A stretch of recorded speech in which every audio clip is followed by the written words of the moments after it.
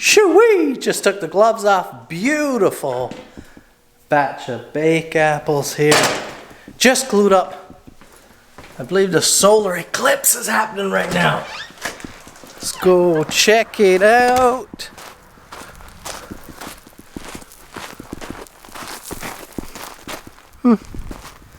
Decent. Okay, back to work. We got knives to build, man.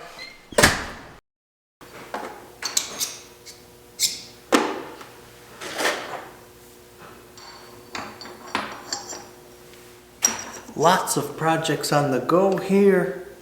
Working through some knife work today, but I have a problem with my bandsaw. Very minor problem.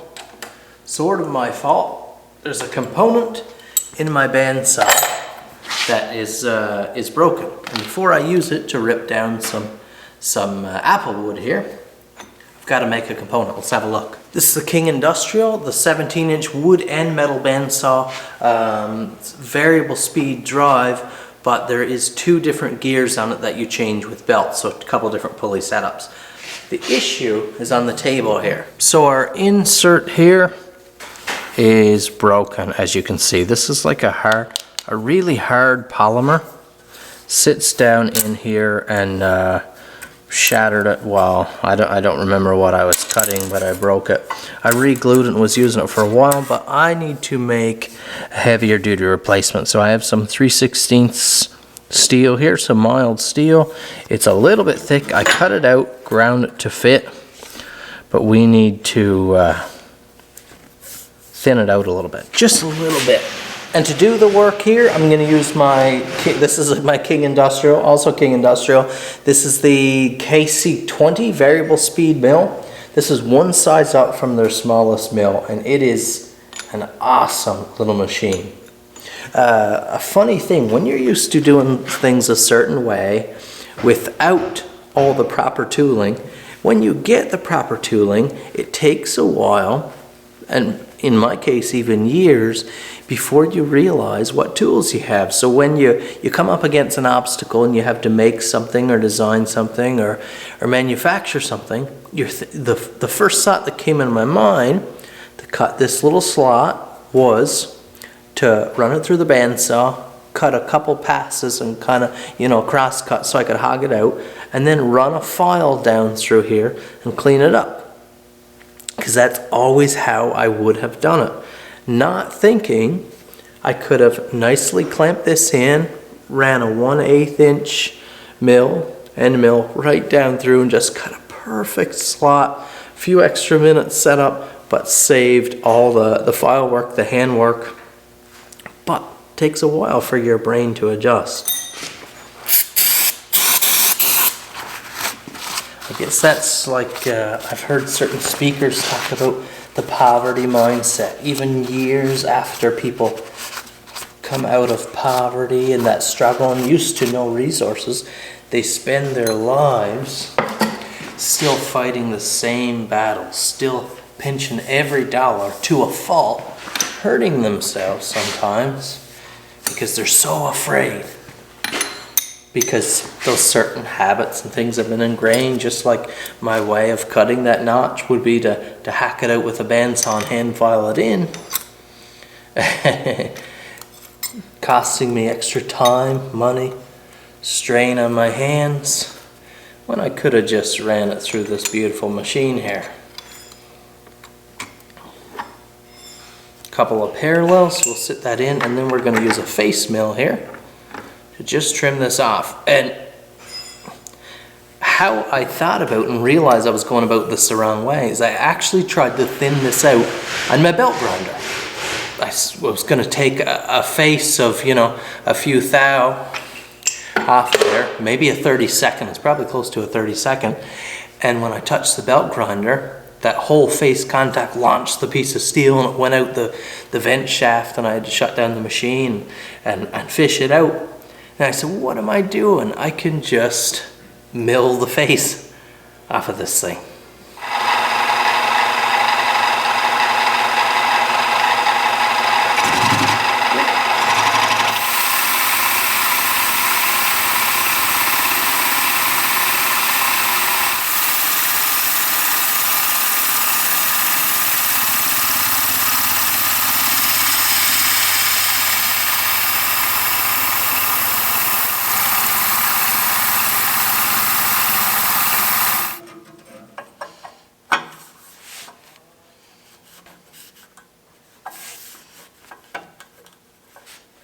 Needs a little set pin, but other than that.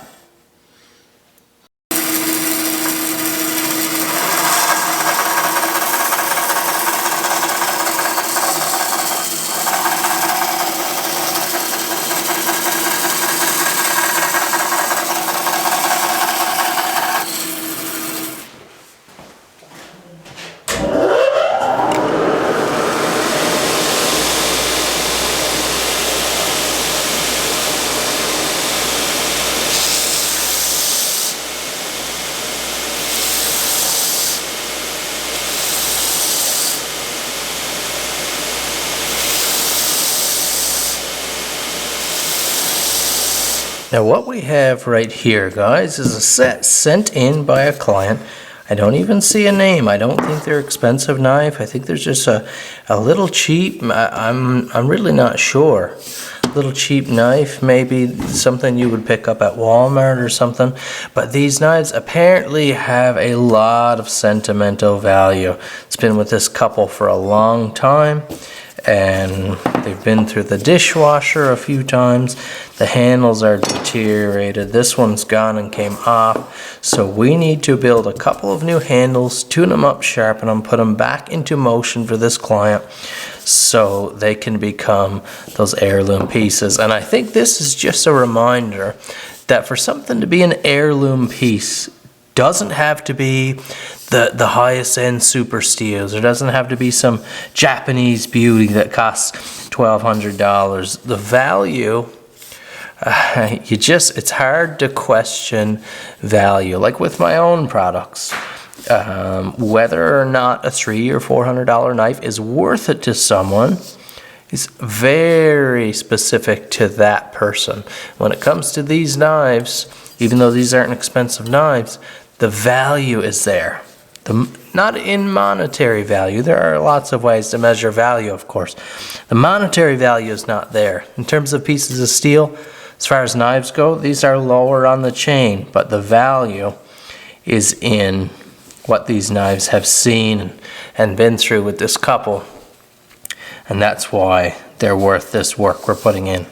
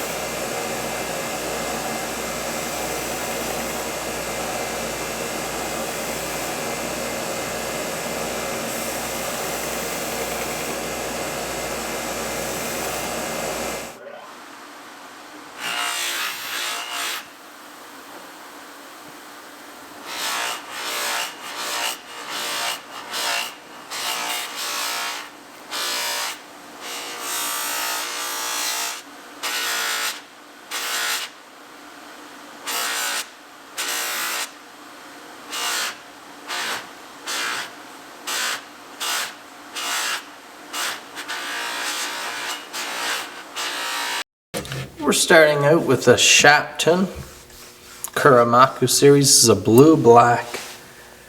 We're going to get to work on this stone here. Now, these knives are very thin. They actually came to me with a pretty decent edge. They came for handle work, not necessarily edge work, but we have to make sure we send them back with a good edge. So that's what we're going to do. Pick your angle on your stone, and this is going to happen real fast because of how thin these are. This is not a super high quality steel or anything. So we're going to go full strokes, tip to toe, tip to heel, and we can do that because we don't have this long knife. If I had a long edge, I might focus on half the knife and then the other half, but I don't need to do that in this case.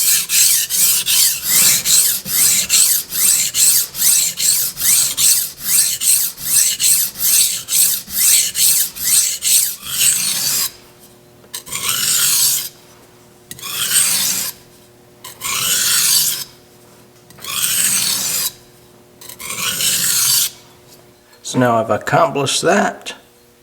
Finished up with a few single cutting strokes on the 1000. And actually, no, we'll take it one stone higher, just one.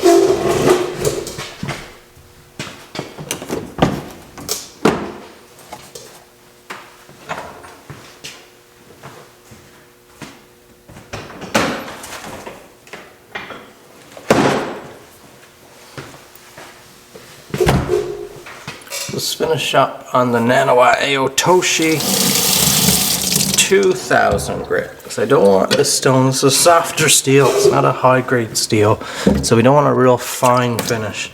It'll feel like the edge has gone off of it too quick, but this is a 2000 here. This will leave a nice polish, but our edge finish shouldn't be too fine. I'd leave it at the 1000, but I just like to put a little polish on it for the client. So I'm just going to work back and forth strokes just for a short while. This is a pretty effective stone.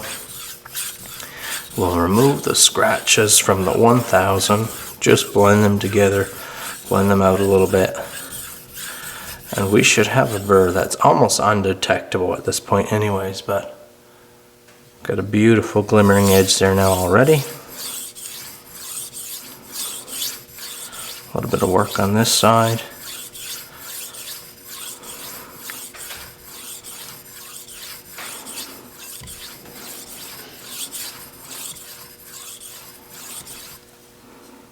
Okay, now I'll move to a few cutting only strokes.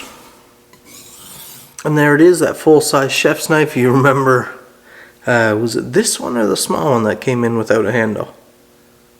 I think it was the small one. This one had the ugly remnants of a handle, but look what we've done now, the octagonal piece in Palm Sapel. This is just a beautiful stabilized wood, just a lovely finish on it.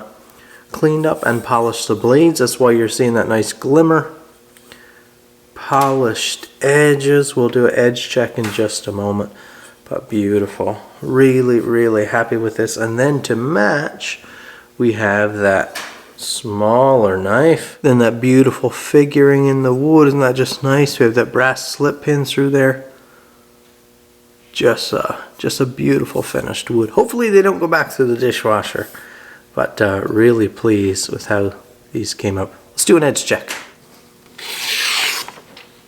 Just gliding off of the blade.